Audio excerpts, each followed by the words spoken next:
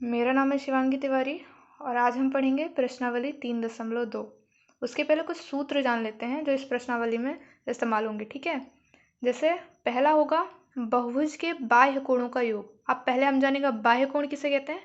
जैसे ये आकृति मान लो बनी है, कोई भी, जैसे ये आकृति है, बहुभुज है, ठीक है, इनकी जो आगे भुजाएं बढ़ा देते हैं, भुजाएं बढ़ाने के बाद जो ये कोण बनता है इसे बहिष्कोण या बाह्य कोण कहते हैं। ठीक है, तो इसका फॉर्मूला होता है बहुभुज के बाह्य कोणों का योग 360 डिग्री होता है। ठीक है, और जब इनमें से प्रत्येक बाह्य कोण निकालना हो, मान लो ये तो सारे कोणों का योग हो गया, जितने भी कोण होते हैं बहुभुज में, ये सिर्फ 3 ही नहीं, जितने भी और भी बहुभुज होते हैं उनमें बाह्य कोणों का योग 360 डिग्री होता है। ठीक है, तो इसमें से जब हमको एक एक कोण का मान निकालना होता है तो क्या करते हैं, प्रत्येक बाह्य कोण बराबर 360 डिग्री 360 बटे एन। एन यहाँ पे क्या है, भुजा।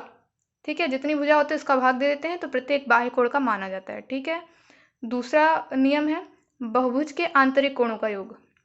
बहुभुज के आंतरिक कोणों का योग क्या होता है, n-2 गुणे 180 डिग्री। ये होता है बहुभुज के आंतरिक कोणों का योग। n यहाँ पे क्या है, भुजा है, जितनी भी बहुभुज में भुजा होंगी। अब प्रत्येक आंतरिक कोण कैसे निकालेंगे, जैसे बाह्य कोण निकाला था n का भाग देके, भुजाओं का भाग देके, वैसे ही n-2 180 डिग्री अपॉन n का भाग दे देंगे तो प्रत्येक आंतरिक कोण आ जाएगा। अब आते हैं प्रश्नावली में वापस से। अब जैसे ये आकृति है, इसमें हम आंतरिक कोण और बाह्य कोण कैसे, बहिष्कोण कैसे जानेंगे। आंतरिक कोण ये होते हैं, ये जो आकृति का अंदर है, ये आंतरिक कोण, ये आंतरिक कोण, ये आंतरिक कोण। पर एक चीज ध्यान देंगे, एक बहिष्कोण और आंतरिक कोण का योग 180 डिग्री होता है। मान लो हमें अगर आंतरिक कोण निकालना हो तो हम 180 डिग्री से इसको घटा देंगे तो आ जाएगा हमारा ये वाला आंतरिक कोण। ठीक है, अब हमें इसमें क्या निकालना है, निम्नलिखित आकृतियों में x का मान ज्ञात कीजिए। x कहाँ है, ये, यानी हमको बहिष्कोण का मान निकालना है, इसको बहिष्कोण बोलेंगे। तो हमने अभी पढ़ा है बहुभुज के बाह्य कोणों का योग कितना होता है, 360 डिग्री। ठीक है, तो हम लिखते हैं इसे बहिष्कोण, बहिष्कोणों का योग बराबर 360 डिग्री, 360 डिग्री। ठीक है, अब क्या बहिष्कोण कौन कौन से हैं, ये वाला बहिष्कोण है, ये वाला बहिष्कोण है और ये वाला बहिष्कोण है, बाहर बने हुए हैं भुजाओं को बढ़ाने पर, तो इन्हें बहिष्कोण कहेंगे। तो इनको जोड़ देते हैं तीनों कोणों को, तो 125 अंश प्लस 125 अंश प्लस x अंश बराबर 360 डिग्री आ गया। ठीक है, अब हम इनको जोड़ लेंगे, 125 और 125 जोड़ेंगे कितना आएगा, जोड़ लीजिए 125 और 125, 5 5 10 की 0, हासिल 1, 2 2 4 1 5 और ये 2, 250 आया। ये आया 250 अंश प्लस x अंश बराबर 360 डिग्री। ठीक, अब क्या करेंगे, वही जो हम पहले पढ़ चुके हैं, चर इस साइड अचर इस साइड, 360 से 250 डिग्री घटा देंगे। ठीक है, तो क्या आएगा, हमारे पास उत्तर आएगा 360 डिग्री से 250 डिग्री घटा दो, 0 में 0, 6 में 5 गया 1, 3 में 2 गया 1, ये आ गया 110 डिग्री आंसर। ये आ गया हमारा, इसका मान 110 डिग्री। ठीक है, ऐसे ही अगला वाला है। अब अगली आकृति है, जैसे बी नंबर है, बी में क्या ये आकृति दी है, इसमें भी x का मान निकालना है। x भी हमने देखा बहिष्कोण है बाहर की तरफ। ठीक, अब हम देखेंगे सारे बहिष्कोण कैसे हैं। ये वाला बहिष्कोण, ये जब हमें ऐसे करके कोई दिया होता है कोण जिसमें ये वर्ग टाइप का बना होता है, इसका मतलब होता है 90 डिग्री, मतलब ये 90 डिग्री कहलाता है। ठीक है, ये 60 डिग्री दिया है, ये भी ऐसे वर्ग जैसे दिया है, ये भी 90 डिग्री। ठीक, और ये 70 डिग्री है। तो हमने क्या पढ़ा है, बहुभुज के सारे बहिष्कोणों का योग 360 डिग्री होता है। ठीक है, तो बहिष्कोण कोणों का योग बराबर 360 अंश। ठीक है, 360 अंश। तो अब हम क्या करेंगे, सारे बहिष्कोण लिख लेंगे। तो ये 90 अंश प्लस 70 अंश प्लस x प्लस 90 अंश प्लस 60 अंश। ठीक, और ये हो गया बराबर 360 अंश। ठीक है, अब हम सबको जोड़ लेंगे और फिर देख लेंगे क्या आता है। ठीक, सबको जोड़ लो, 90 70 90 60। ठीक है, 9 का 9, 9 दूनी 18, 18 6 24, 24 7 31, 310। ठीक है, इन सब का मान जोड़ने पे आ गया 310 अंश प्लस x अंश बराबर 360 अंश। अब वही करेंगे पक्षांतरण, x बराबर 360 से 310 घटा देंगे तो आएगा x बराबर 50 अंश। ये हो गया हमारा आंसर, इसका मान आ जाएगा 50। ठीक है, अब इस तरह समझ में आ गया बहिष्कोणों का योग 360 अंश होता है, इससे हम निकाल लेंगे। ठीक, अब देखिए अगला प्रश्न है दूसरा, एक समबाहुभुज के प्रत्येक बाह्य कोण का माप ज्ञात कीजिए जिसकी भुजाएं 9 हो और 15 हो। ठीक है, भुजाओं का मान दिया है, भुजाओं यानी n का मान दिया है ये, और हमने क्या पहले सूत्र पढ़ रखा है, बहुभुज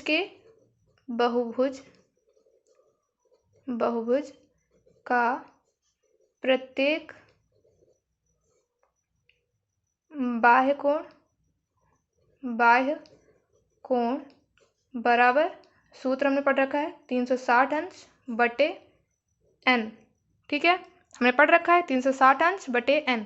अब हमें दिया क्या हुआ है, 9 भुजाएं, ये 9 n का मान दिया है, ये 9 15। ठीक है, तो हम पहला नंबर हल करेंगे तो क्या आएगा, n की जगह हमें 9 रख देंगे, तो हमारे पास क्योंकि पूछ रहा है प्रत्येक बाह्य कोण का मान ज्ञात करना है, तो हम क्या कर लेंगे, जब 9 भुजाएं हों तब लिखेंगे प्रत्येक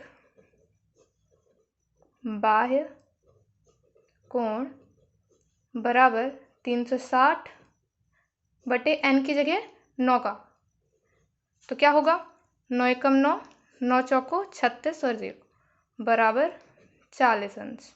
ये पहले का मान आ गया, क्या किया सीधे से बस n का मान रख दिया तो प्रत्येक बाह्य कोण आ गया, क्योंकि हमारे पास फॉर्मूला ही यही है। अब अगला है दूसरा, 15 भुजाएं हों, तो इसके लिए हम प्रत्येक बाह्य कोण निकाल लेंगे, प्रत्येक बाह्य कोण बराबर 360 डिग्री बटे 15 भुजाएं, 15। अब हम भाग दे देंगे, कितना आता है 360 में 15 का भाग दो, 15 दूनी 30, ये 6 आया और 6 आया, 0 उतारा, 15 चौको 60। ठीक, आ गया क्या 24 बराबर 24 डिग्री। ये प्रत्येक बाह्य कोण आ गया, दोनों का मान आ गया, सिंपल था फॉर्मूले से डायरेक्ट। अब तीसरा है, एक समबाहुभुज की कितनी भुजाएं होंगी यदि एक बाह्य कोण का माप 24 अंश हो। ठीक है, तो हमारे पास बाह्य कोण का माप, हम अभी तक बाह्य कोण निकाले थे। ठीक है, हमारे पास n भुजाओं का मान था, अब हमें बाह्य कोण का माप दिया है और हमें भुजाओं का मान निकालना है। ठीक है, तो हमारा सूत्र क्या होता है, प्रत्येक बाह्य कोण बराबर 360 अंश बटे n। हमारे पास क्या दिया है, ये मान दिया हुआ है 24 डिग्री, 24 अंश बराबर 360 अंश बटे n। ठीक, अब क्या करेंगे, वही ये इधर चला जाएगा इधर, क्योंकि चर है, n बराबर 360 बटे 24। अब हम काट लेंगे, 4 9 36, 0 4 6 24। अब 6 कम 6, 6 कम 6, 6 पंचे 30, n बराबर 15। ये भुजाओं का मान आया है, n जो होता है वो भुजाएं होती हैं। ठीक है, ये आ गया भुजाओं का मान। अब हम आगे देखेंगे, अब चौथा प्रश्न है, एक समबाहुभुज की भुजाओं की संख्या ज्ञात कीजिए यानी n का मान यदि इसका प्रत्येक अंतः कोण 165 डिग्री हो। ठीक है, क्या हो, इसका अंतः कोण 165 डिग्री हो, तो हमने देखा है सूत्र, समबाहुभुज